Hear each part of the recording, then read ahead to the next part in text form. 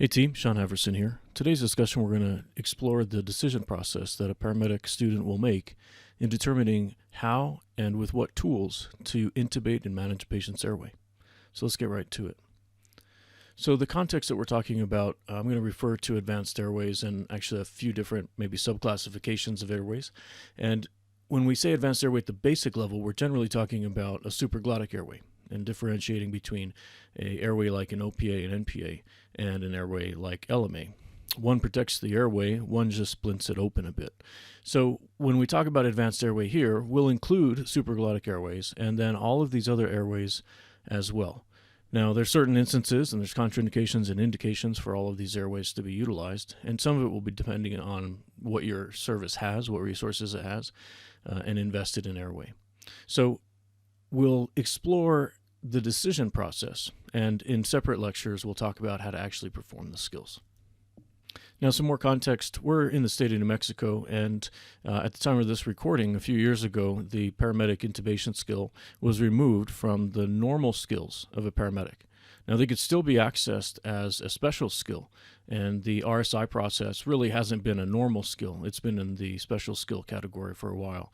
And so we don't generally do these things in the average job as a paramedic unless your service has the additional skills. But at this level, entry-level paramedic, we want to make sure that we are exposing you to all the different tools and thought processes that are utilized in medicine, emergency medicine across the country now. And so some of the things that we'll talk about related to preparing for national registry, we'll have a discussion along use of RSI and pediatric intubation.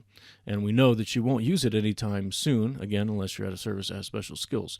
But we want to make sure that you're exposed to it. If your service has special skills, you'll have to undergo special training, which is an important aspect of why the change happened. And that training will go from this level and further. So this is only the floor of that conversation, not the ceiling.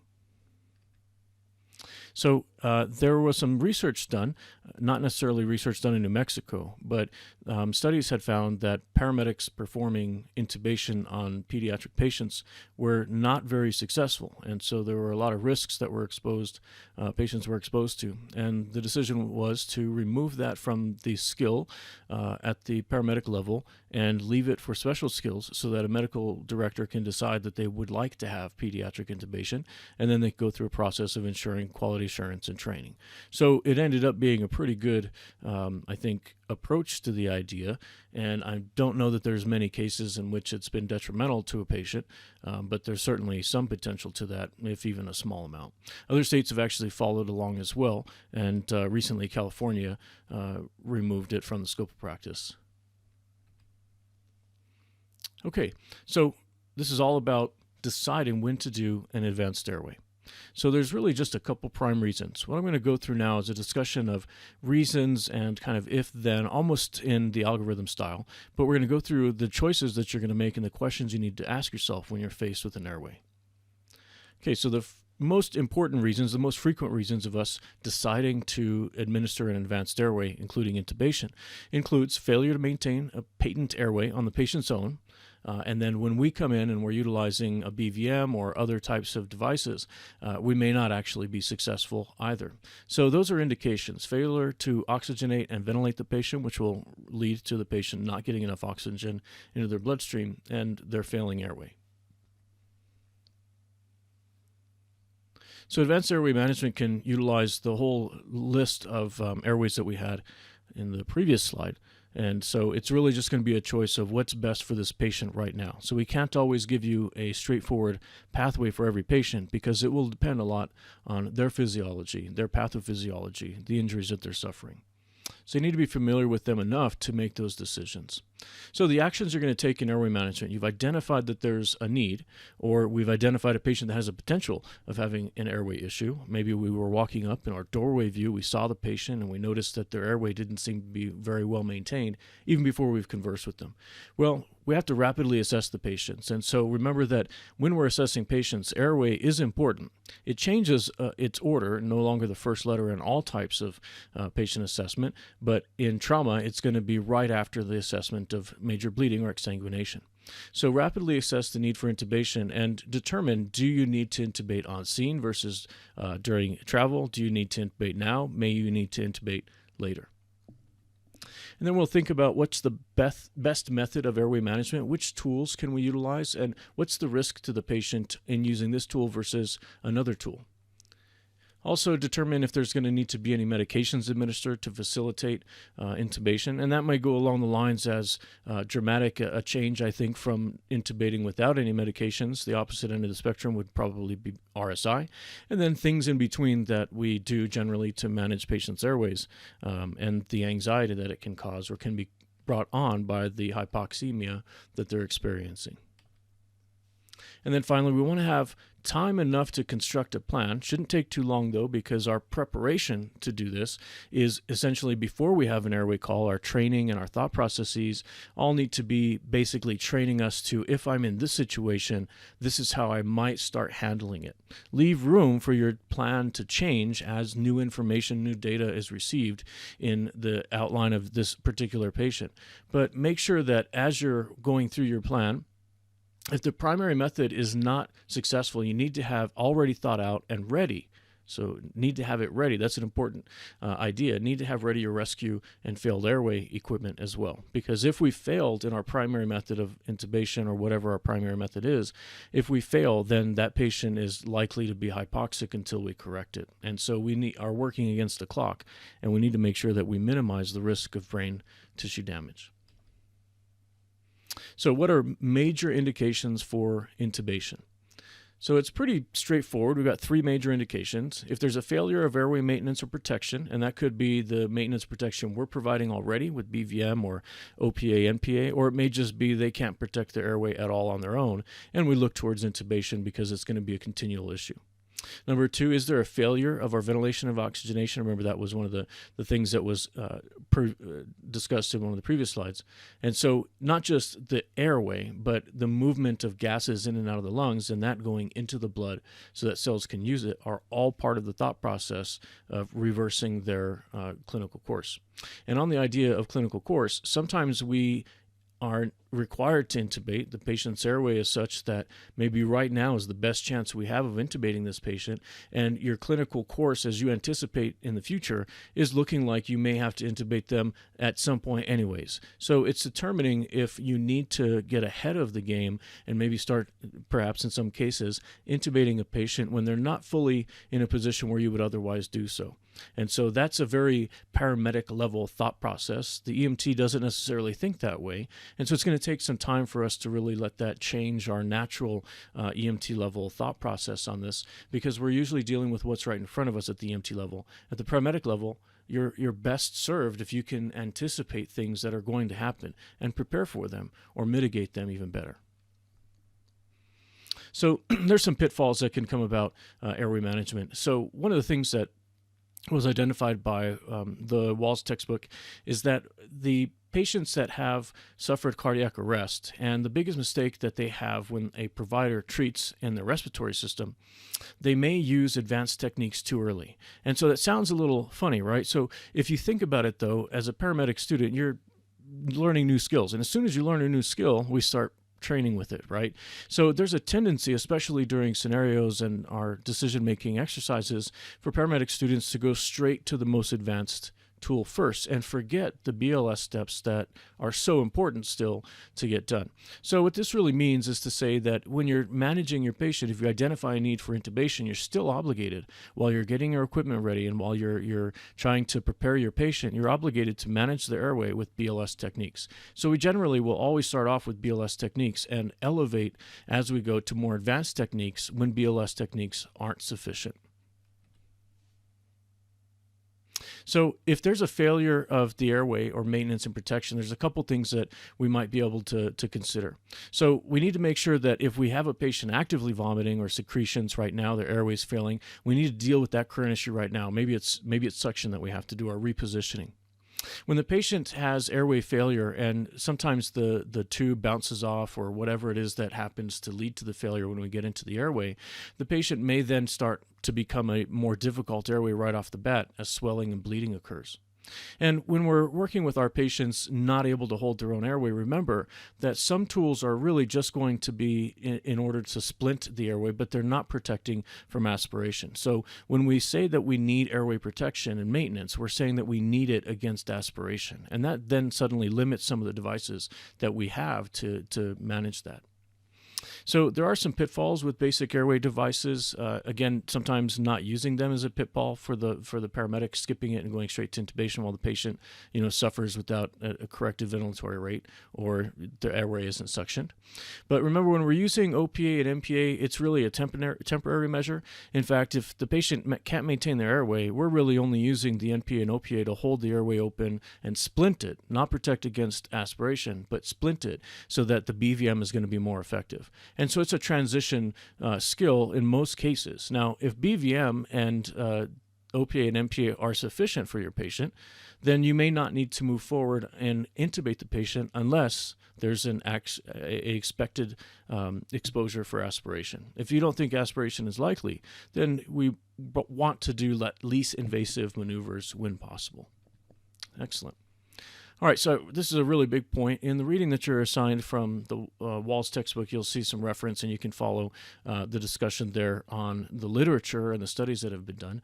But it's really interesting that over the course of, 20 years, we've evolved from eyelash flutter being taught as a kind of straightforward skill. And yeah, if their eyelashes flutter when you touch them and they're unconscious, we may need to be worried about a gag reflex, to now saying, well, it's not specific enough to say that that person actually has an issue.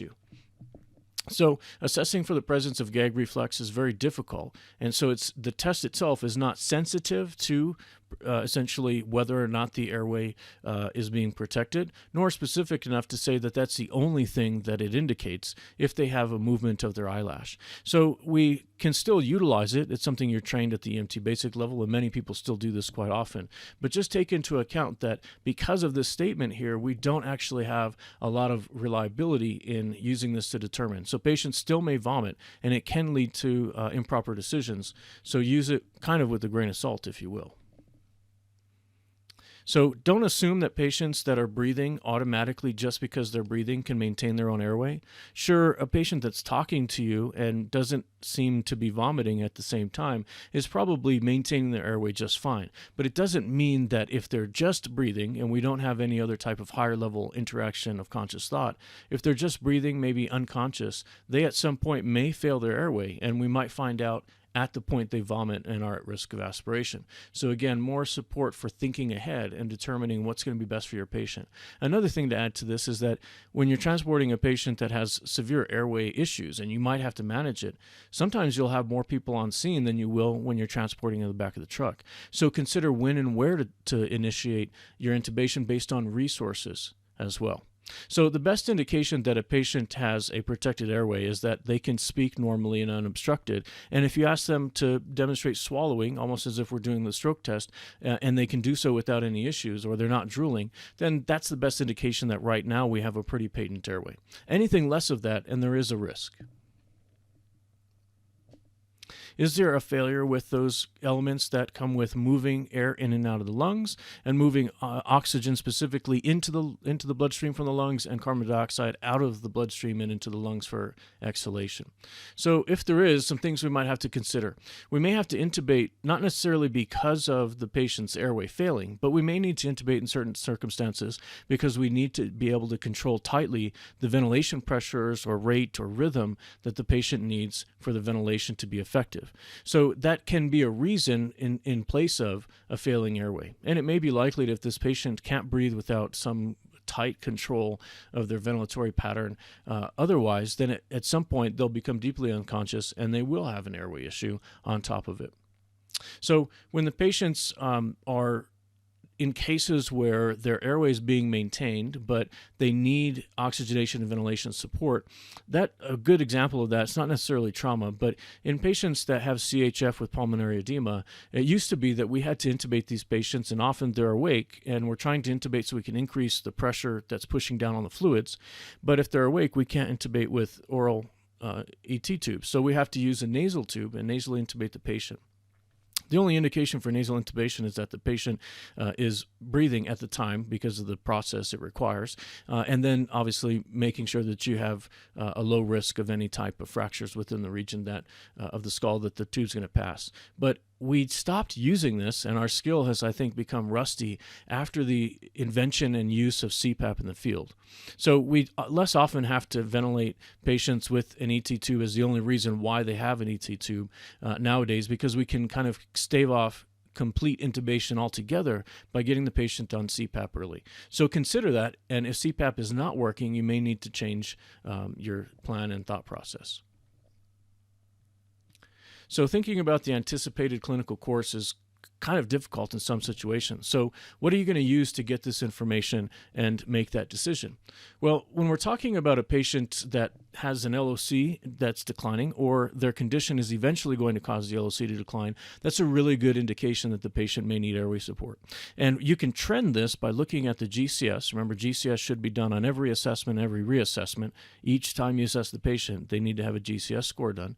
Well, when we're doing that, if you're trending that their score is going downward, you're starting to give yourself an anticipated course that it's going to continue going downward until something changes.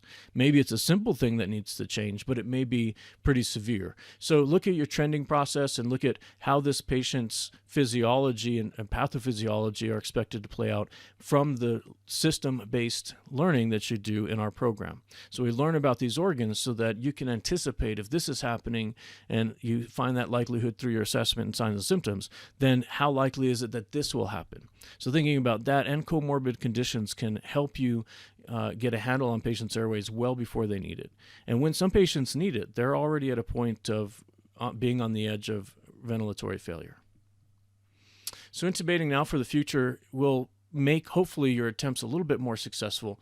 And in addition to things that will result in fluid accumulating in the lungs, we can have swelling in the lungs as well. And so early intubation can occur when we anticipate the airway is going to close off and our only chance to get a tube in, and the tube will basically hold up against that swelling airway to give us an airway pathway. It'd be much harder once their airway swells in cases like burns, inhalation burns, and anaphylaxis. It's much harder to get the tube to pass when their airway's swelling down. So if you can get it beforehand, you're going to be much better off. In some of these cases, they're good examples of when we may need to use pharmacologically assisted intubation. So plan for the future and think about every patient's clinical progression. Even if right now they're not doing too bad, is it likely that they're going to get worse? And if they do, how will that happen? Look for trends in hemodynamic instability. When patients have hemodynamic instability and we need to intubate them, generally they have severe complications, and it can be by itself a leading cause of that patient's demise and death. So part of this speaks to the reasons we have to intubate. Sometimes the patients we have to intubate just by the nature of the skill, they're probably hemodynamic insufficient at that point in time to begin with. So that's going to be a portion of this as well. But when the patient has less vital signs stabilizing and sustaining their oxygen surplus, they get closer to the edge of the oxygen debt. And in that time period, it's likely that short times without oxygen, i.e. our intubation, may cause the patient to desat. And when they desat, it may make it harder for us to rebound just based on the normal process of oxygenation and red blood cells. Think about a patient that's desatting. If you think that they're desatting and we need pressure to build, then I think CPAP again is another good choice depending on the reason for their desaturation. So never forget that the basic skills and things like CPAP can still be helpful and maybe keep us from intubating in the first place. Okay, so some terms we're going to come up to in just a moment kind of involve the different types of airway terminology we use. And so it's kind of dependent on what you're doing, how quickly you need to intubate patients, and how hard it's going to be. So we call that the difficult airway as one of these categories. So the difficult airway you want to try and predict because it's going to dictate how you develop and deploy the use of these skills. It'll perhaps even dictate which skills you can and cannot do. So when doing this, ask yourself a couple of questions. Will BLS skills like using NPA and OPA with BVM and oxygen, will those adequately manage this patient if I think that intubation is going to be difficult? Because now I give another look at that and think to myself, do I really have to intubate? Because it could go wrong. The risk is really high. Is the risk better if I just allow them to stay on BLS measures and not play around in their airway? Sometimes that is the case. So remember, restraint is a skill that you need to learn as well. Will the intubation be successful if I attempt it? And what changes in the patient or the environment will threaten my success in getting this tube? So looking into the crystal ball and predicting the difficult airway does require a look at a couple different structures. So we're going to want to look at anatomic findings, patients that have short level necks and their cricothyroid cartilage is more anterior than the average patient would be. In those cases, it's likely that it's hard for us to visualize the airway, and we're going to lead more of a dramatic curve in the tube. Patients may have congenital abnormalities in which there's, or not just congenital, but neoplastic diseases in which structures are growing that shouldn't necessarily be there, or they're damaged in some way. Recent surgery, especially in the ear, nose, and throat realm, and dental surgery can have an impact on our ability to get an airway. The patient that's suffering an infection or trauma and secretion release can have a detrimental impact on our success. So in order to predict the difficult airway, we have two tools. One of them is new. The Lemon mnemonic has basically been around for a while, but PHTLS is now utilizing the Heaven criteria in predicting difficult airway. And they found that that criteria actually seems to do better at predicting difficult airways in trauma patients as opposed to Lemon for medical patients. You'll have to kind of feel which one you're using in your service and what's appropriate at the time when you're meeting your patient, whether it's medical or trauma, as to which one you use. All right, so the first one is Lemon. So Lemon is a mnemonic that's going to help us memorize the different things we assess in patients to determine whether or not they have a difficult airway. So we're looking for particular things as we go through this. So let's go through each of those different steps in assessment. So the first part of the Lemon mnemonic, is to look externally. And what you're trying to look for there is essentially what we just mentioned: anatomical abnormalities, dental conditions or dental appliances that are in the airway that may need to be removed, morbid obesity, and really not even just to the point of morbid obesity, but advanced obesity makes it difficult to intubate patients as well. So we're looking externally, and we're trying to find short, thick necks, morbid obesity, and dental conditions as the three components. Okay, next we're going to evaluate. That's the E. So memorize with this step of the mnemonic, evaluate 332. And that'll help you memorize in order which measurements you're going to evaluate to determine how successful you're going to be. So the first measurement is essentially going to be 3 widths of your finger stacked in top, as we see in the picture that's right here. 3 widths of your finger should be the amount of space that the person has when they open their mouth between their teeth, because the teeth are essentially the boundary that we can't push against or we'll break their teeth and maybe be liable in a lawsuit. But in doing so, you're trying to figure out, do I have enough room to look into the airway in the first place? The next 3 is going to be the length of their mandible, so that's going to be the length of essentially their jaw. And so you're measuring from the front of their chin down back to essentially where the hyoid bone is, which is kind of at the crease where, on this patient here, kind of at the crease where the neck and the underside of the chin meet. That distance is going to help tell you essentially how far back or forward the larynx and trachea are, which means now you may have a dramatic curve to look around, which makes things even more difficult. And then finally, you want to see how tall their airway is. So you're measuring basically from the top of their thyroid notch, or the top of their Adam's apple, and you should get 2 fingers width to the bottom of their chin, which is essentially the hyoid bone again. So at this point here, if we get less than the 2 fingers in that distance, then we're going to have a difficult airway to look around corners or to try and move their head, especially if we're limited by cervical spinal precautions. So if they're not within these 332, then you have a difficult airway. All right. Now the M is for Malampati, and then I'm going to throw in just a really quick other piece of information that's mentioned in the PHTLS book. The Malampati is a pretty traditional airway prediction tool, and so what you'll do is have the patient open their mouth, or essentially open the mouth, stick their tongue out, and you're going to basically classify how much of the uvula, the tonsils, and the posterior pharynx can be viewed. The more of the pharynx and uvula and tonsils that you can see, the larger the space is, and more space means better viewing capability. So class 1, as we see here on the far left, is the classification of Malampati score when you can see essentially all of the structures. So here's our class 1. If you start to be able to see less of the posterior pharynx, so only part of it is exposed, but you can still make out the uvula, that's class 2. So as we transport from class 2 to class 3, we're basically moving into more difficult airways. So imagine the patient with class 3 that has very little posterior pharynx viewed, and you can really not see much of the uvula, or it's just the edge of the soft palate. And class 4 is the worst. Class 4 is going to be nothing in the posterior pharynx you can see, and you can't see basically either the uvula or the soft palate at the back of the mouth. And so you can imagine trying to get the tube and the device, your laryngoscope, into the space and look around and find the vocal cords and pass them through visually. That's going to be pretty difficult because you just don't have enough room. Now, think about adding this, like a problem with class 4 Malampati, plus the idea that their 332 didn't meet. If they have both those anatomical changes, it makes for one of the most difficult patients to intubate, especially when they have spinal percussions in trauma. All right, so this is a look directly at the vocal cords, the soft tissue that surrounds it, and the tongue. And so what we're seeing here is the epiglottis in this region.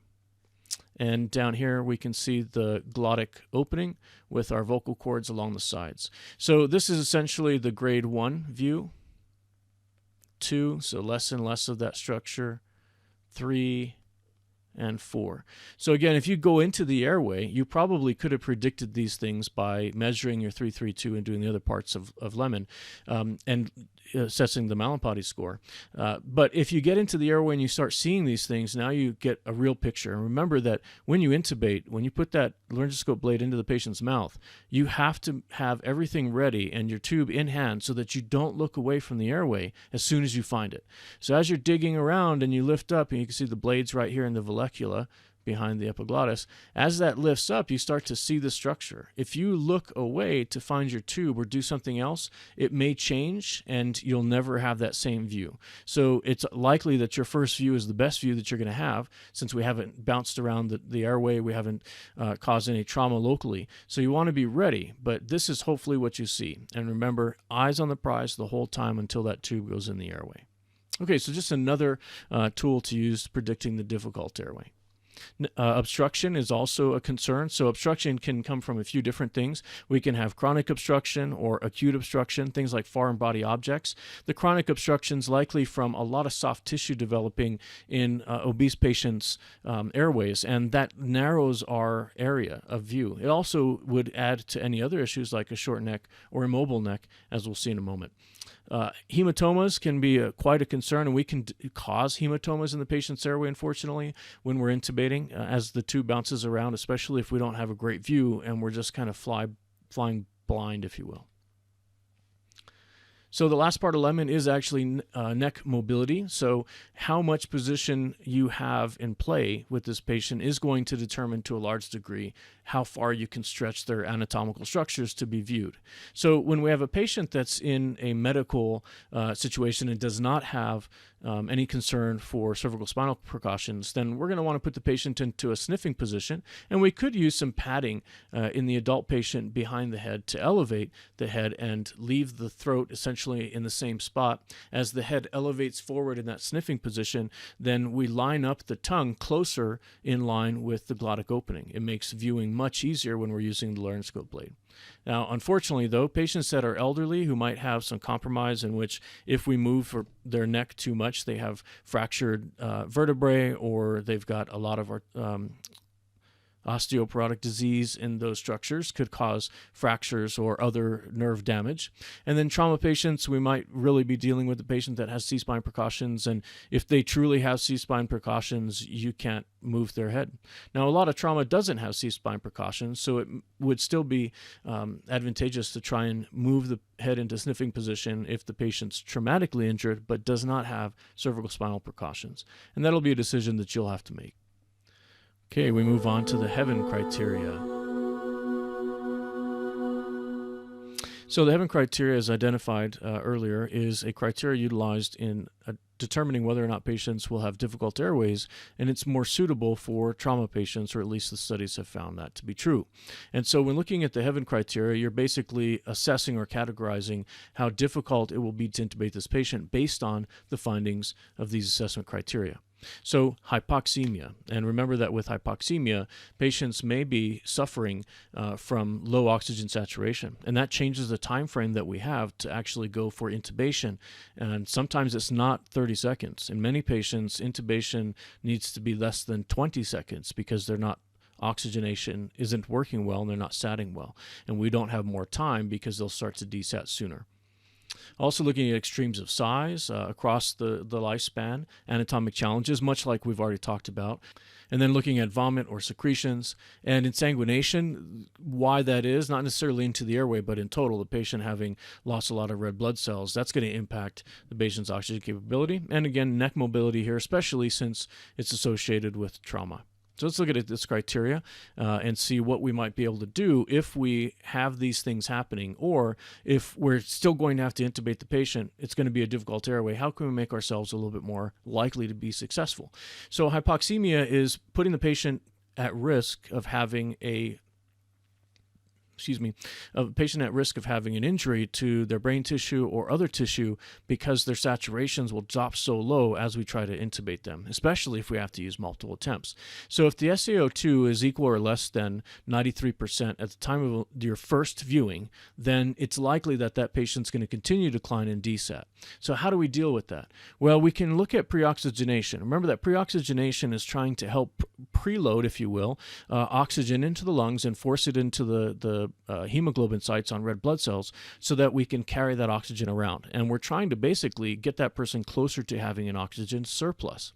If they don't have an oxygen surplus, then as soon as we open their airway and stop ventilating with the BVM, they start to desat. And the patients that are desatting will be harder for us to get their sats to go back up again. So look at that optimal 2 minutes of preoxygenation whenever you can. The longer you can preoxygenate, the longer you'll have when you go into the airway to do your intubation. Looking also at nitrogen washout and apneic ventilation. And we'll talk a little bit about these soon as techniques that we're going to utilize. Extremes of size, so this is going to work for our obesity patients, again looking at that change in anatomical structure, and as well as pediatric patients. Now, when we're talking about pediatric patients for intubation, most protocol, at least at this time, is qualifying that at about 12 years of age. But in PHTLS, they're utilizing the number in the Heaven criteria of 8 years of age or less. So that kind of puts the risk in the changes that the child has relative to the adult, and our success rate with pediatric intubation is generally not good because we don't do a whole lot of it, or didn't before it was changed.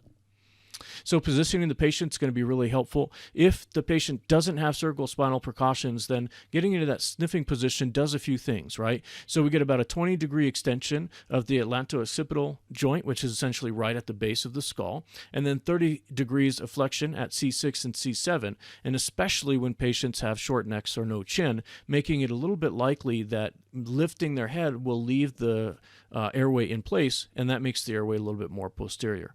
So try and elevate the head until the ear is at the level of the sternum, and by that you would measure the tragus of the ear, which is located right here, and that should be right in line with their sternum at the point of the manubrium. And that gives you an idea that you're in the right sniffing position. And if you're having a hard time figuring out why this is called the sniffing position, this is essentially describing if you're holding a flower in your hand in front of your face and you extend your nose and head out forward, like you just push your head forward so you can sniff this flower, that's essentially what you're building. And so that's the sniffing position.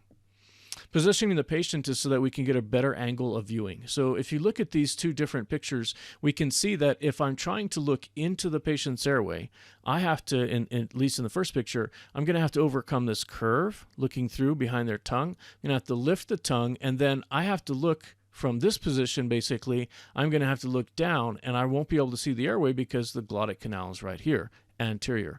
So what we're trying to do is more easily line up these planes of viewing so that it's a less dramatic angle to look into the airway. That's essentially why the head is tilted back if we don't have cervical spinal precautions, and we elevate the tongue up and away from the patient. So in doing that, you help elevate this jaw out of the way even further, and now you have a better clear line of eyesight. That's the goal in trying to see the tube pass through the vocal cords. Pediatric airways and adult airways have some pretty big differences. Some of those differences, as you can see here just in the images, you can see that the airways are going to be narrower, but they're actually more narrow than they would be proportionately for the patient's size. Their head's going to be larger, and it will change how we should put padding for our patients in pediatric condition. This would be something you could do for a BVM. It's not just related to intubation. Their tongue is relatively larger. They have more prominent oropharyngeal tonsils, which can occlude your view. The epiglottis is a little bit larger, and it's made of soft tissue more so than cartilage, and so it can swell with very small trauma to it or inflammation. Just think about the idea of epiglottitis and how scary that would be. It's narrowest at the cricoid cartilage, the fully circular ring. That's the first ring in the trachea after we get through the vocal cords. That's the narrowest area. And their airway is basically, essentially their airway is a cone. So there's the vocal cords, and their airway opens, and the narrowest point is at the cricoid ring, and then it goes down into the trachea. And so we intubate children generally using ET tubes that don't have cuffs on them, because the tube itself will line up and close off this narrowing structure. They also have a smaller diameter and shorter trachea, so that changes the length of the tube that we'll use, and they have very low tolerance for swelling inside their airway. So if they have inflammation or trauma, it's going to swell a relatively large amount comparative. So which of these pictures, and really this is just the child laying without any padding, and we've had padding added to these two pictures, which picture here is the correct placement when trying to get the right angle for a child's airway? Would it be the towel under the head or the towel under the shoulders? Well, hopefully you had thought from your EMT basic training that it's essentially opposite the adult. The adult we put a sniffing position in, and so padding under the head is for sniffing position. That's an adult maneuver. And for the child, the head actually doesn't need to move forward. The body needs to move up. And so padding under the shoulders is what we'll need. Now, again, this has to be used with caution if the patient has suspected cervical spine injuries. So anatomical changes, still part of our Heaven analysis. And so the changes that we're talking about are exactly the same as our other changes listed. And any of these things present are likely to make this a difficult airway.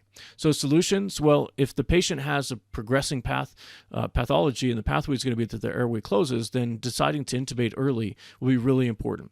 You also want to make sure that you have crash or airway backup tools in case there's a failed airway. You want to make sure that you have those immediately available. And when I say that, they need to be prepared and ready, not in the bag or not sitting next to you. They need to be ready to go in the airway. You don't have time to set up multiple sets each time you fail, because then the patient's going to have a worse airway issue while they're bleeding in their airway, the secretions are coming out from the last attempt or what have you, in addition to these atomic challenges. Blood, vomit, and secretions. Another solution for this is to make sure that you, again, have things ready and on. So you need to be practicing, and this should be a natural thing that you'll do in the field, but it only comes if you're practicing it this way in the classroom.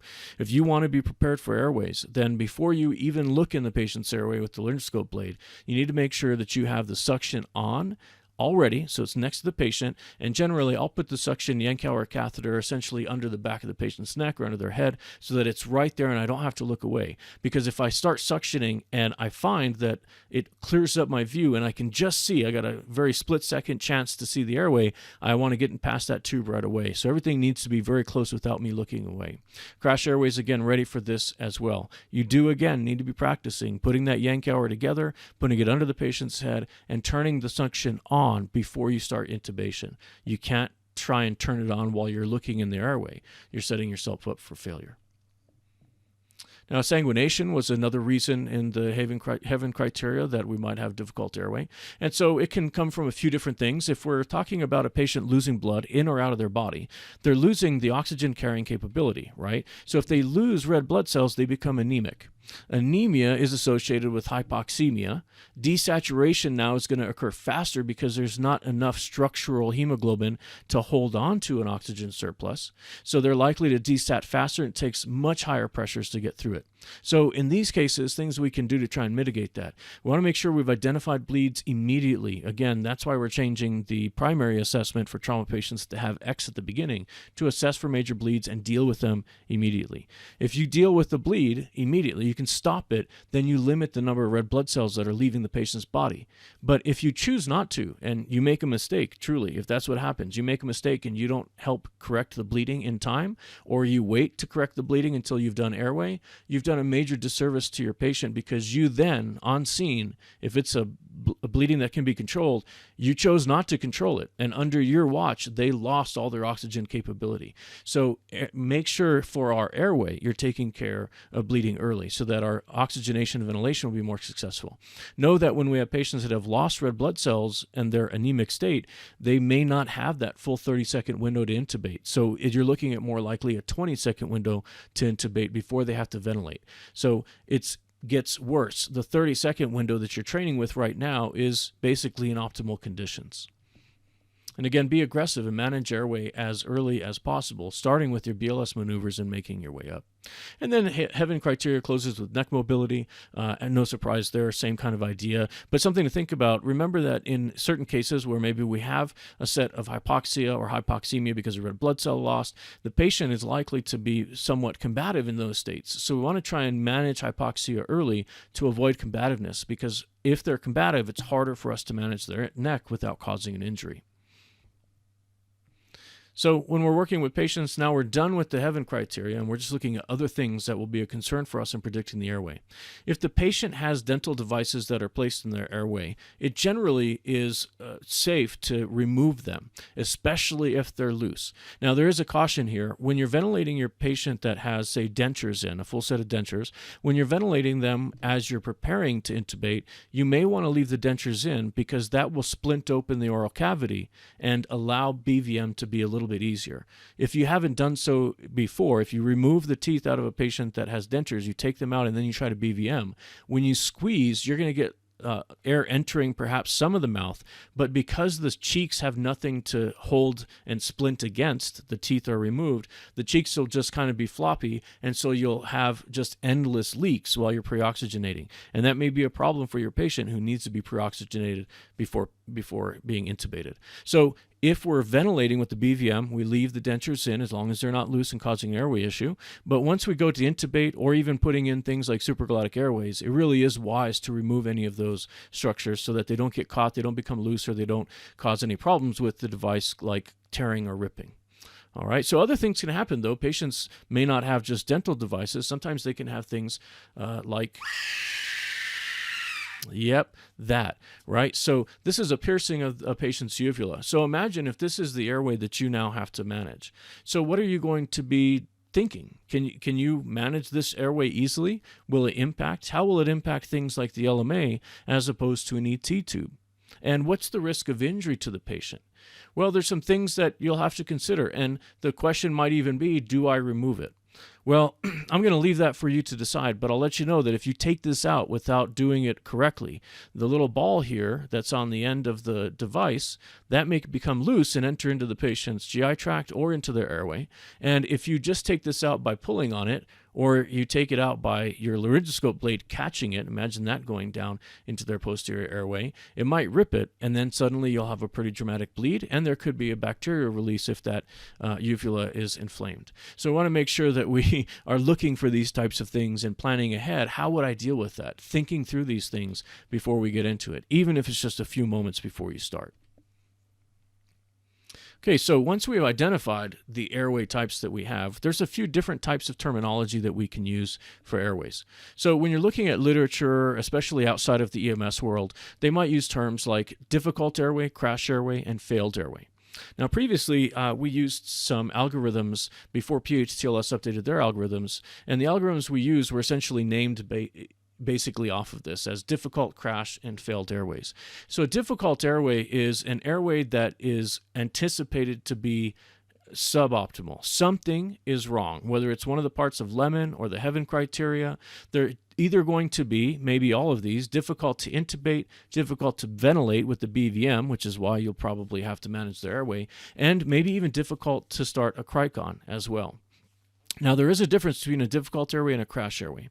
A difficult airway could have components that eventually make that a crash airway, but a difficult airway is kind of a different level. When we're dealing with a crash airway, we're saying that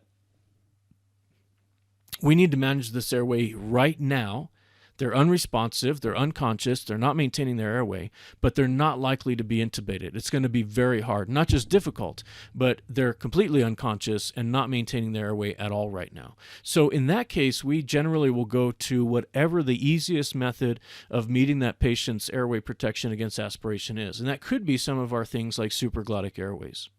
A failed airway is the patient that can't be intubated and we can't oxygenate.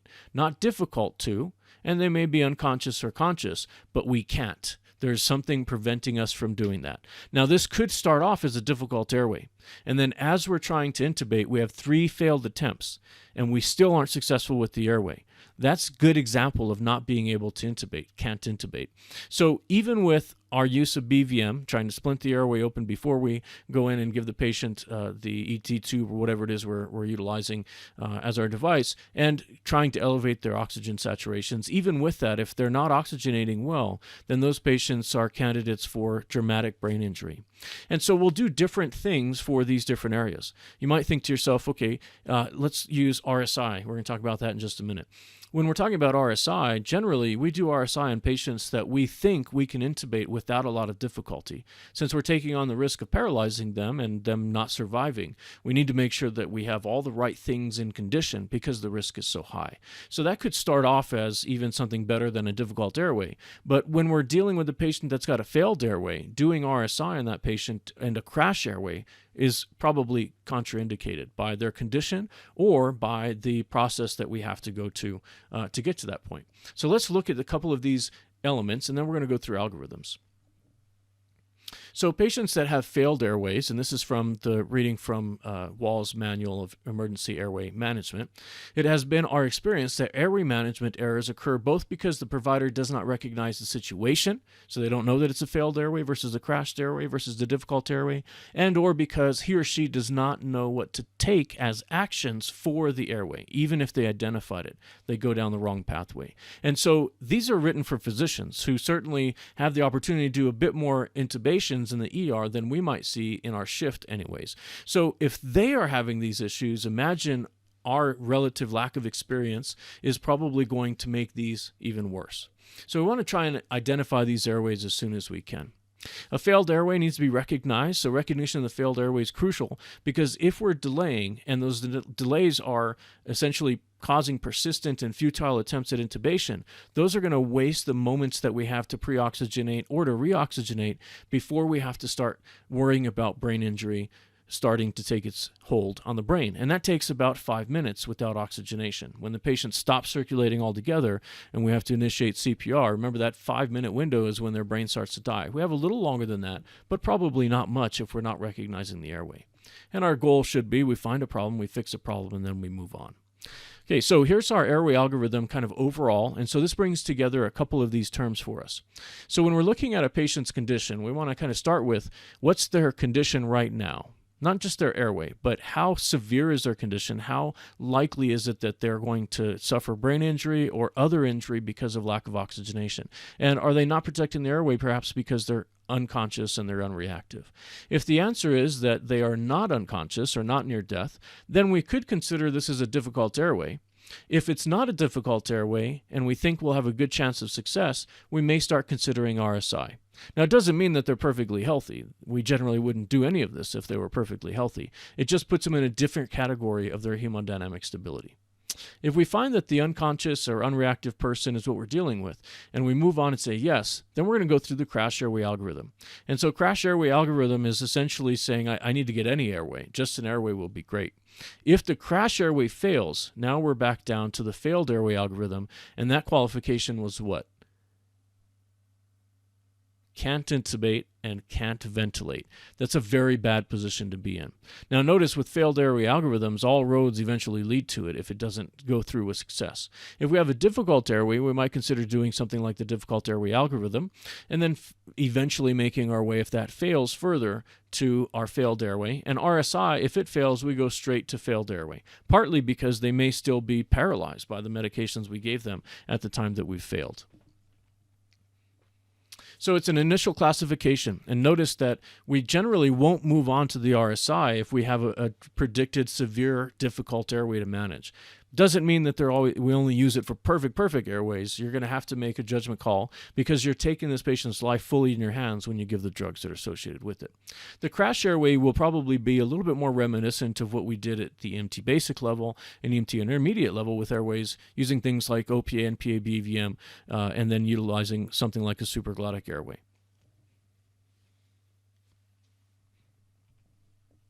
All right, let's look at PHTLS algorithms now. So these are from the 9th edition textbook, and so the newly released, 2019 is the date on these devices. And so I've referenced at the bottom of our pages here which page in the NAEMT PHTLS 9th edition textbook and which figure number we're looking at. So we start with the basic airway management algorithm. And you can see that we've got things in here that are super familiar, right? We're going to evaluate, or AKA we could assess the patient, right? We're going to assess by looking at the patient's airway position. What are the sounds that they're making? And remember, sounds identify different airway problems. What are the deformities or types of trauma that are associated with the neck, the oral cavity, nasal cavity, and the chest? And what's our chest rise like? If we have, for example, unequal chest rise, then we may have a decrease in ventilation because of something like a pneumothorax.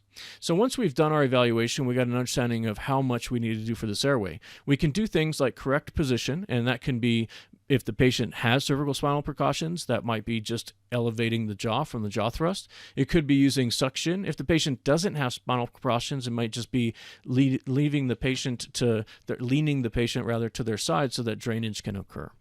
Now, if you work on that and you've corrected the position with one of those tools, do you have chest rise? If you have chest rise, that's a good sign, and we're looking for equal bilateral chest rise. That's a good sign. You can move on to assess their rate. If they don't have good chest rise, then we probably have an airway problem, right? So you have to assess whether or not you think that they're going to vomit. Remember what we talked about for our gag reflex. It's not very specific, unfortunately, so it may not get the job done for us. And we'll insert either an OPA or an NPA depending on that. And then we'll assess, did that cause the problem to go away? It should have, so we should have normal chest rise now with BVM, and then we're going to move on to ventilatory rate.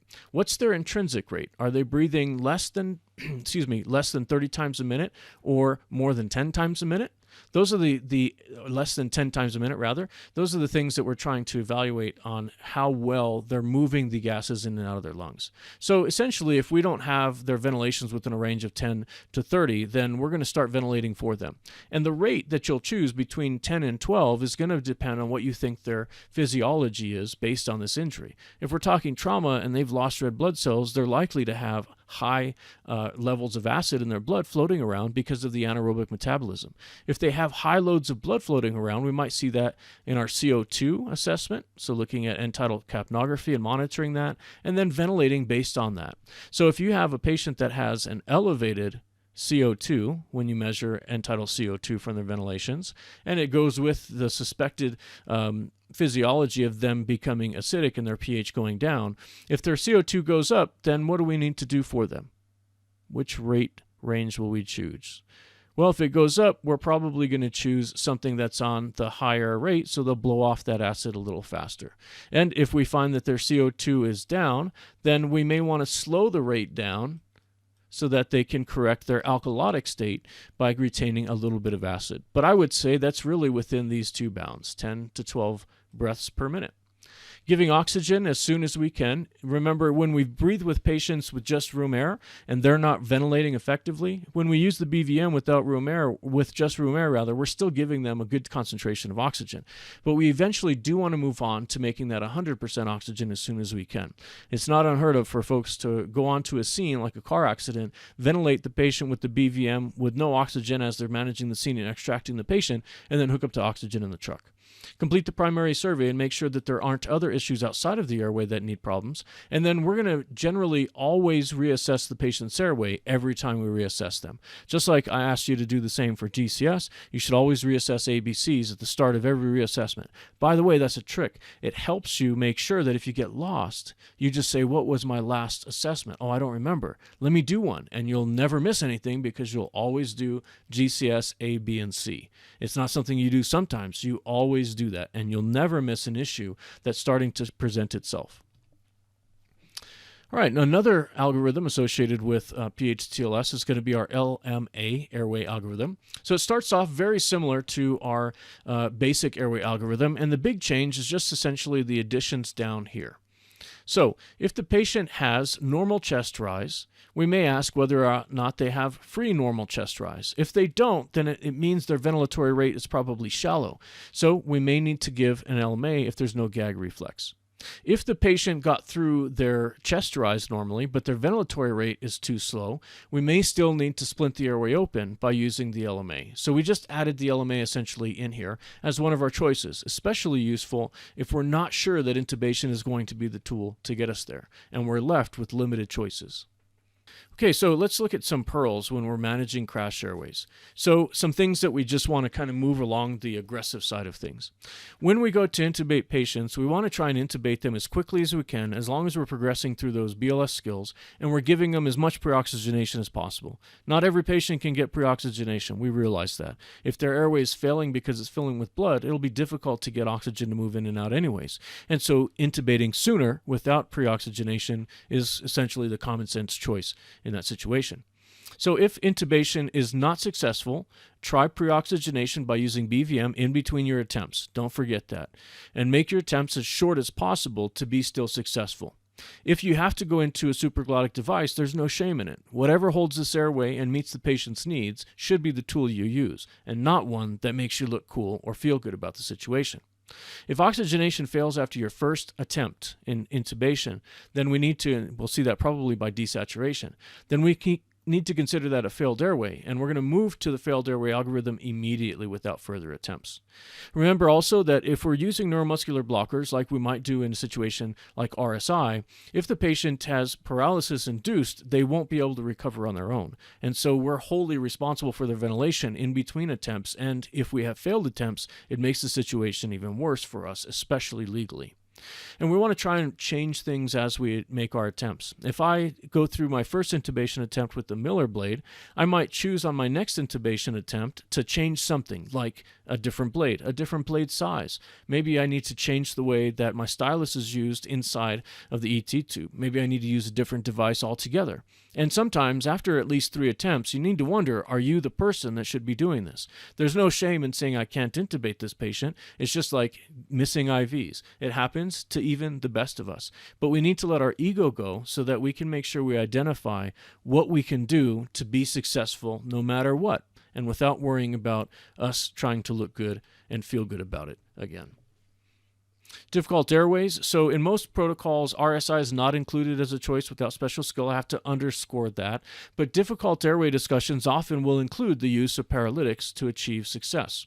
Now remember, when we're kind of outlining this, not all difficult airways are created equal. Since we have so many different ways and things to measure in the airway, certain things will make it more likely or less likely to be successful with RSI.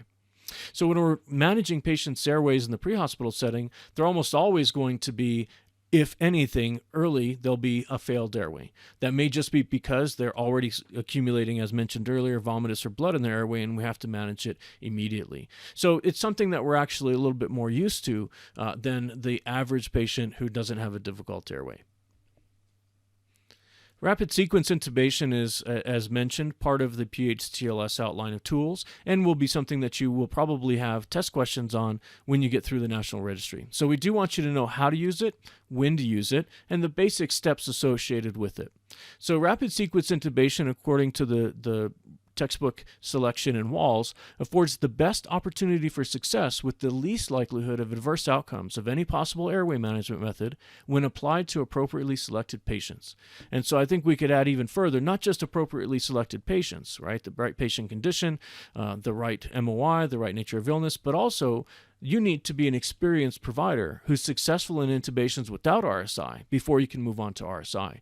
So not just applied to the appropriate selected patients, but the appropriate provider as well. Is that person capable of getting this airway if things don't go perfectly as planned? This is the rapid sequence induction algorithm. Now, just clarification on terms. It's okay for you to use either term, rapid sequence induction or rapid sequence intubation. The original term that was brought about through anesthesiology was rapid sequence induction. So it's a rapid sequence of pushing medications to render the patient unconscious so that the intubation can then occur. I don't want you to take away from it, though, that this should be a rushed process. The rapid part of the airway administration, going in and looking into the airway and managing it, has to be done as quickly as you're trained to do, but it won't go any faster than is reasonably possible for the patient's risk. So rapid sequence intubation is now the common term. As we're looking through this, there's a lot of steps that we go through, and so you need to have some help at best situation. You want to have some help with an intermediate at least who can help you assist pushing some medications within their scope, if at all possible. Paramedics on scene will be able to push all medications with you.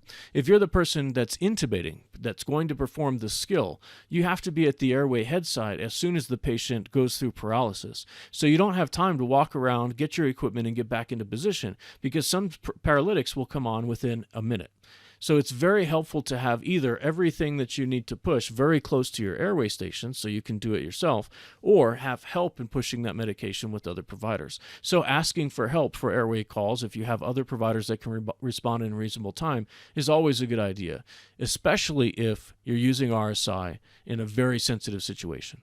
So get all our stuff ready, and generally if it's an adult, we'll look at the patient and determine what we think their airway will be, probably a 7 or 7.5 depending on the patient's age, the patient's sex.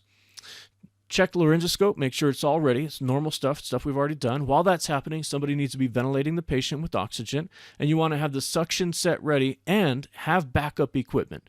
I recommend that you have suction, you have the cricotomy set, and you also have a failed airway set, like a rescue airway, LMA, so that if that's possible and the only thing that we can get to have intubation for this patient to occur, then those are the things that you'll use within the time frame of those initial attempts. So once we have an IV set, we can start down the procedure. The patient should be pre-oxygenated. We're going to make sure the IV is patent so that the line will go through and the drugs will be pushed in the appropriate amount of time. And we're going to get all our hemodynamic monitoring onto the patient and running. Make it so that you can see the monitor within line sight so that you can observe things like the pleth waveform, their O2 saturation, and periods of tachycardia. When you're giving the patient the drugs, what we're going to generally do is go in an order of making sure that we make the patient comfortable first, and we've pre-medicated the patient for certain conditions. More on that in a moment. After we've made them comfortable, then we go through sedating, relaxing, which is paralysis, and then finally intubating. So if we're going to push some of the early prevention drugs, that might be something good to push right about the 3-minute mark before we're going to intubate. As we get closer, though, it's important to know that our paralytics do not do anything for their level of consciousness. They won't stop feeling the sensations that are caused by the procedure because of the paralytic, and they'll be awake, just paralyzed and unable to respond. And think about how horrible that would be to experience if you feel someone going into your airway and you can feel and experience and you're wide awake when you stop breathing because of the medication. High likelihood of lawsuit in that situation. So I want to make sure that we're pushing something like a analgesic, common to use something like fentanyl. We want to sedate the patient, so a lot of times things like ketamine could be used. We could also be looking at medications falling within the benzodiazepine classification of drugs. So we want to make sure they're comfortable, we sedate them, and then once the person that's going to be intubating the patient needs to be ready to get into position, at the head side of the patient with the intubation equipment in both hands. They're going to place their thumb on the patient's jaw and their hand on the patient's cheek, and they're going to place a little bit of pressure downward on the jaw from their position. Someone else will push the sucks, hopefully, and once the paralytic is pushed, about 60 seconds later, while you're pushing on the patient's jaw, you'll feel the jaw relax. That's the first indication that you're going to find that the patient is paralyzed. Now, with succinylcholine, we will find that the patient's going to have fasciculations as well, which look like quick muscle tremors. That's normal because it's a depolarizing neuromuscular blocker. But we want to make sure that we start intubating as soon as they become flaccid, and pushing on their jaw allows you to be in the right position and then to immediately intubate as soon as the sign happens. Once their jaw becomes flaccid, we're going to go ahead and attempt to intubate. Now, this is from PHTLS. They recommend not going more than 20 seconds and then ventilating for at least 30 seconds before trying again.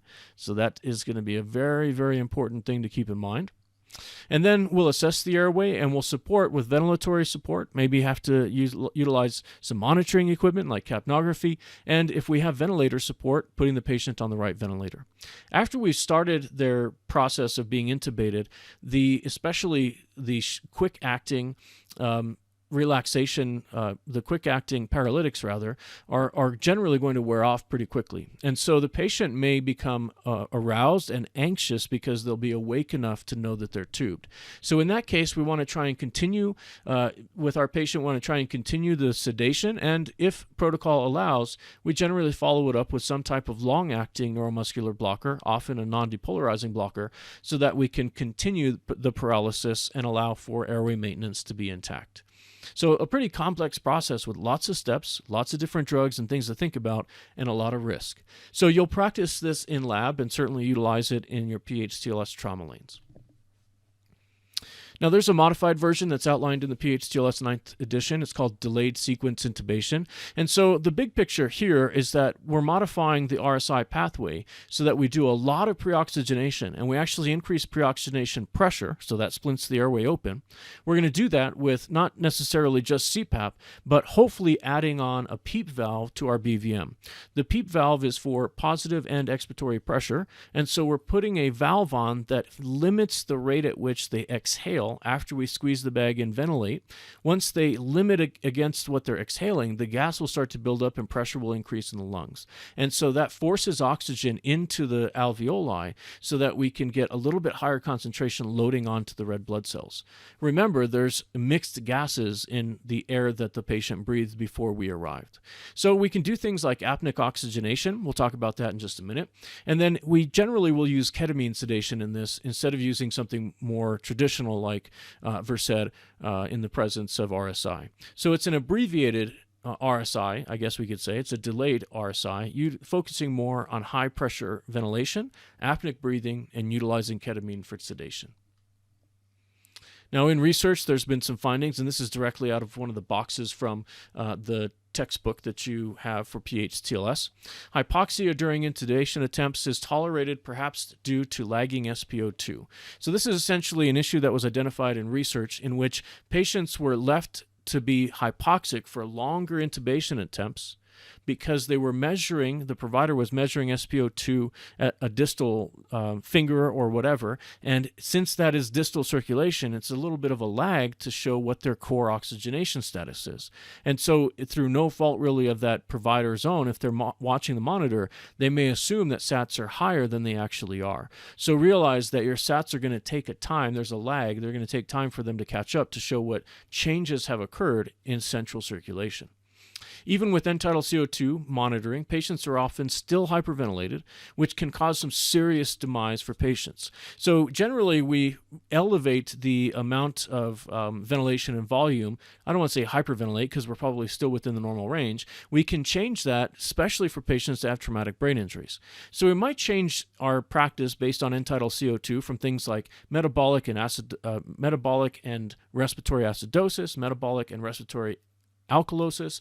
Those things are occurring in generally trauma and medical, but the only time we really utilize it to dictate our care specifically is when we're talking about in trauma, patients that have traumatic brain injuries with increasing intracranial pressure, and we're trying to help them blow off a little extra CO2. Notice I didn't say hyperventilate.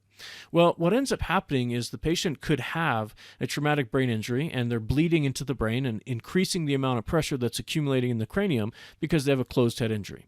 In that case, they're going to generally change their ventilatory pattern. And sometimes when they change their ventilatory pattern on their own, it makes their condition worse. And so what we can do is breathe for our patients just a little bit faster, 1-2 breaths per minute more, and we're tailoring it and titrating it to the end tidal CO2 value that we get so that they can get a range of end tidal CO2 between 30 and 35 millimeters of mercury. In doing so, and we'll discuss this much more detail in the head trauma lecture, in doing so, you're going to actually cause the blood to become slightly alkalotic, and in doing that, you'll cause cerebral blood vessels to vasoconstrict a little bit. Now, we can overdo it though. We can cause vasoconstriction of the cerebral blood vessels to be so tight that no blood goes through, and it makes the patient's condition worse because brain cells die without oxygen. And so you want to make sure that you're closely monitoring your CO2, especially in patients that have traumatic brain injuries. And the more attempts that a person takes at the airway, the more likely they're going to have issues, from swelling and trauma inside the airway, fatigue of the motor skills used by the paramedic, and then pediatric intubation has been found in general to be poor in studies, and so we have that in research as a limitation. Good stuff. So let's talk about how to address these things. Well, hypoxia during intubation can be addressed by pre-oxygenating as much as we can beforehand. We want to try and limit our attempts to less than 30 seconds, but know that 30 seconds is the ideal number in the ideal conditions. You have less than 30 seconds to intubate between ventilations when you're dealing with a trauma or a sick medical patient. And I need to say that again. 30 seconds is all things are great. If the patient is desatting, they have trauma, they have any reason that they won't be circulating oxygen as normally, you have less than 30 seconds. More like 20 seconds is outlined by PHTLS. Now remember that when we're breathing with our patients, if they were down and out before we got there, invariably at some point they were breathing room air. So when they breathe in the room air, they start to bring in all of the different gases that are part of the partial pressure of our atmosphere. So as a reminder, the partial pressure of atmosphere includes, by most part, nitrogen. So 78% of the air that we breathe inside atmosphere is nitrogen, and we don't use nitrogen in our bodily processes as absorbed through the lungs. So it essentially is just occupying space inside the alveoli that oxygen can't make its way to. There's a small amount of CO2 and noble gases, and oxygen makes up 21 to 24% of the concentration of mixed gases. So if the person's not breathing at first, and we say, okay, trauma scene, get your BVM out, start breathing without oxygen, the reasons it's okay is because if they weren't breathing, they had no gases moving in, and their oxygen level was 0. Once we start breathing with the BVM at room air, their oxygen saturation should go up in small increments because we're giving them 21% oxygen through the BVM. Eventually, 100% oxygen will help. However, because the nitrogen has a tendency to occupy that gas space, one of the things that we want to try and make sure we're doing is getting rid of the nitrogen. And we can do that through things like nitrogen washout. We'll talk a little bit more about that later. But nitrogen as a gas is going to expand to fill the volume of the alveoli that it has. So trying to get in new oxygen is trying to work by pushing against already placed nitrogen, which is very difficult to do. So what we'll do when we're prepping our patients, especially for things like RSI and DSI, is make sure that during the pre-oxygenation phase, we're trying to get that patient to get rid of the nitrogen and replace it so that they have as close to 100% oxygen in their alveoli as possible. So as the person has nitrogen trapping the gases and they're taking oxygen in and creating CO2, eventually what happens is the oxygen leaves us dead space and can draw air in, somewhat to our advantage. So that's the idea behind apneic breathing. When the person is not breathing, but we're supplying high flow oxygen that makes its way all the way into the lungs because of the flow and not necessarily because of the airway or the ventilation. When we're doing that, we're forcing hopefully that nitrogen out so we can preload the area with oxygen as it draws in naturally to fill the void. So when we're doing this, there's really been a few studies, not a lot, but a few studies that have identified the best way to do this. So right now, PHTLS recommends that you're going to do things like normal pre-oxygenation, but you're going to change it by, instead of giving them a non-rebreather, you're going to use a nasal cannula. and the nasal cannula is going to be placed into the nose and set at high pressure. I know it's going to be pretty high pressure as it's outlined, but what we're trying to do is get enough pressure generated through the nasal cannula to focus it so that it'll still be high pressure when it reaches inside the alveoli. So utilizing that in the case of pre-oxygenation for RSI and DSI is extremely important, especially if we're trying to get rid of those mixed gases. Realize, though, that because of this change, we may end up at risk of the patient retaining CO2 as we force the oxygen in. That'll put pressure on the CO2 that's coming out of the bloodstream, and it may not leave. It may be supersaturated. So we have to be on the lookout for respiratory acidosis accumulating and manage if it does. Another problem that is a potential risk in managing patients' airways, but we will try to find a solution for, is trying to increase our first pass success rate. When we intubate, the more times we go in and look into their airway and bounce around with an ET tube or other device, the more likely it is that the patient's going to suffer trauma and start to swell and maybe even bleed into the airway because of what we did after our first attempt. So having a high first pass success rate will be dictated by things like our practice, how we planned, and the technology that we have at hand. Doing things like using video assist, here is a glide scope utilized to get around anatomical structures and give a direct view through a cable and TV screen, a direct view of the airway in areas that we wouldn't be able to see through normal laryngoscopy. And you can see the structure of this is essentially like a laryngoscope and placed into the airway.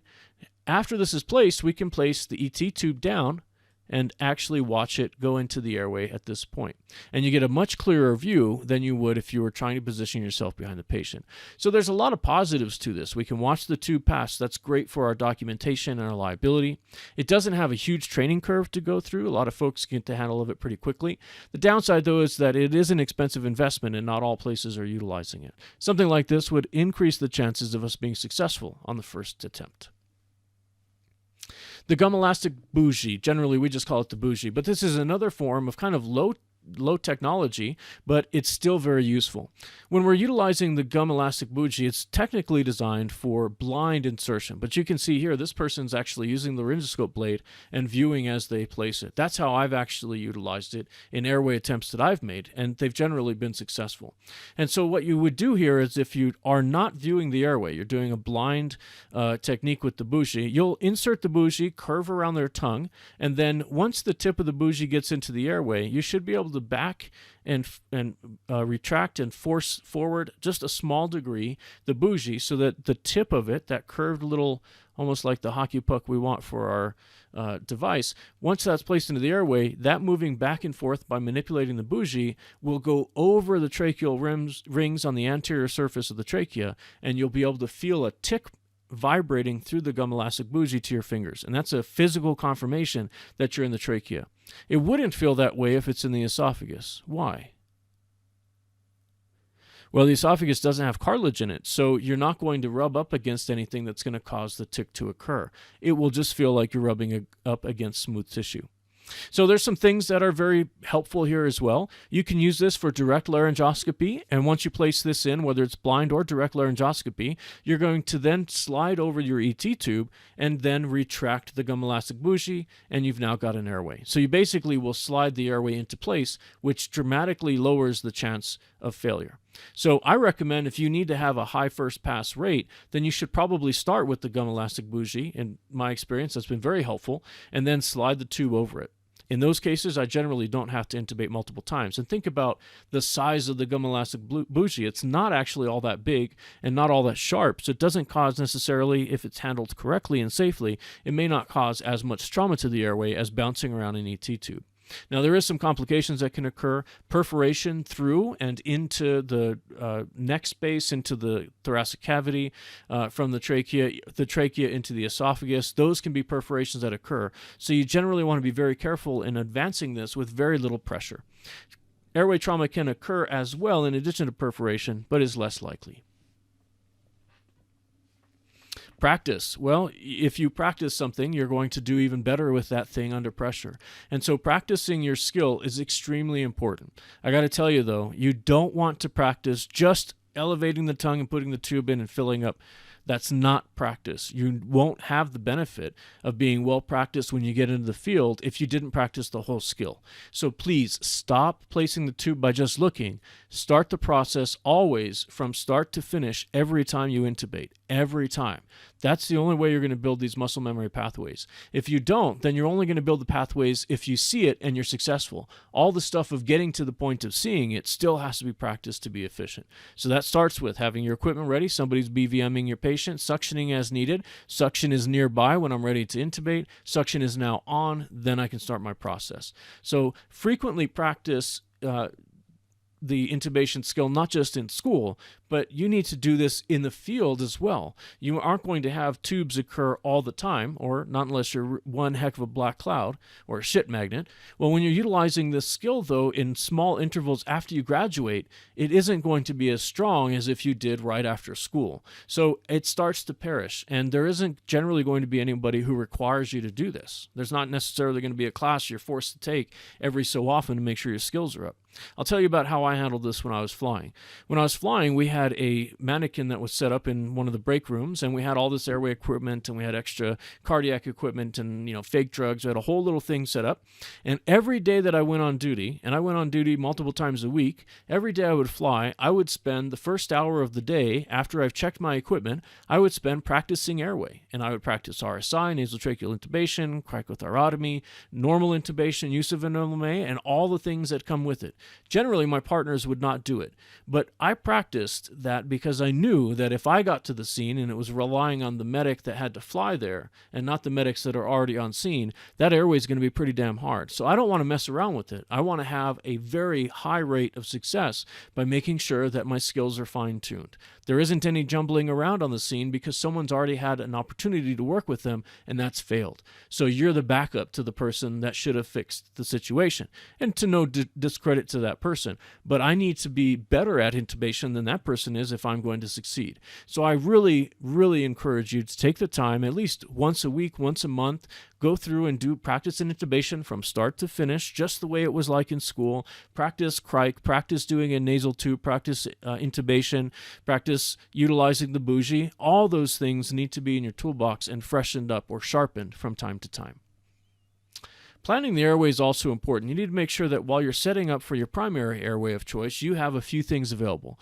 You should always have available nearby the tube above the size you think it is and the tube below the size you think it is, and both of those should be nearby enough and ready that all you have to do is open and insert them onto your device and you're ready to go. So you need to check them beforehand, right?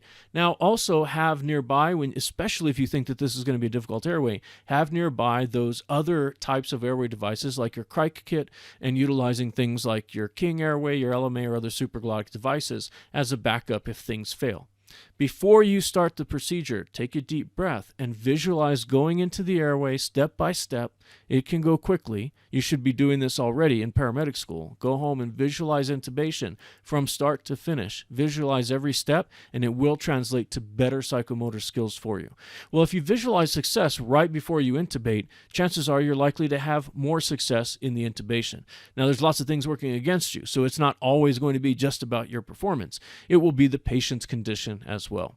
Make sure that if you're utilizing team members to help you with this process, you've told them what to do and they've confirmed that they understand before you start the process and initiate hypoxia. Prevent hyperventilation. And so as mentioned, remember that they were measuring CO2 in some of the studies that were produced, and even though they were measuring CO2, they generally were hyperventilating still.